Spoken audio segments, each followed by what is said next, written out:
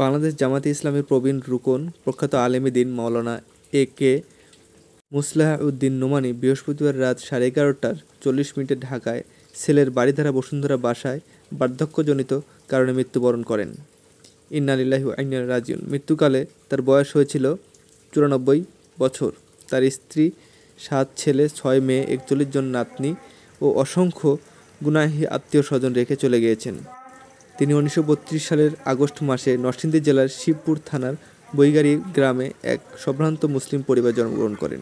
তার দাদা জহির উদ্দিন ভূঁইয়া গাজী শরিয়তুল্লাহ প্রতিষ্ঠান ফরাজি আন্দোলনের একজন সক্রিয় সদস্য ছিলেন। তিনি বাংলাদেশ জামায়াতে ইসলামীর প্রথম 10 জনের একজন। তৎকালীন নারায়ণগঞ্জ মহকুমার প্রথম 3 জন দায়ীর একজন। নরসিংদী অঞ্চলের প্রথম দায়ী। তিনি বৈরাগাঁও জামিউল উলুম আলিম মাদ্রাসার প্রতিষ্ঠাতা। শিক্ষা বিস্তার ছাড়াও তিনি বিভিন্ন সামাজিক রাজনৈতিক অঙ্গনে তার ছিল অমান্য অবদান। নরসিংদী শিবপুর অবস্থান হলেও পরে নাটোরে এসে তিনি শহরের স্টেশন এলাকায় বাড়ি করেন। এখানে তিনি তার বিভিন্ন সামাজিক ও বর্ণাঢ্য রাজনৈতিক কর্মকাণ্ডের কারণে ছিলেন ব্যাপকভাবে পরিচিতি ও সম্মানিত।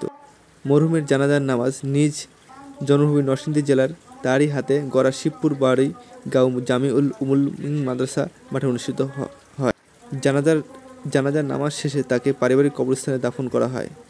মাওলানা এ.কে মোসলেহ উদ্দিন নোমানীর মৃত্যুতে নাটোর জেলা জামায়াতের আমির অধ্যাপক ড. মীর নুরুল ইসলাম এবং জেলা সেক্রেটারি অধ্যাপক সাদিকুর রহমান শোকবাণী পাঠিয়েছেন।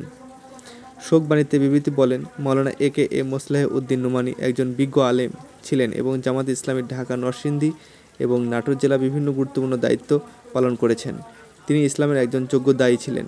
মৃত্যুর আগ পর্যন্ত তিনি দ্বীন প্রতিষ্ঠার কাজে করে গেছেন। মহান আল্লাহ যেন মরহুমের সমস্ত গুনাহ মাফ করেন, আমলগুলো কবুল করেন এবং জান্নাতুল ফেরদৌস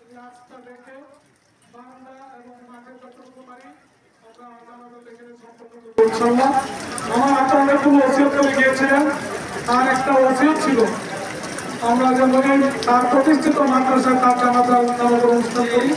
আর ইমামতির জন্য উনি বারবারই আমাকে ইমামতি করার জন্য ওসিয়ত করে গেছে। পরিবারের পক্ষ থেকে আমি দায়িত্ব পালন করছি।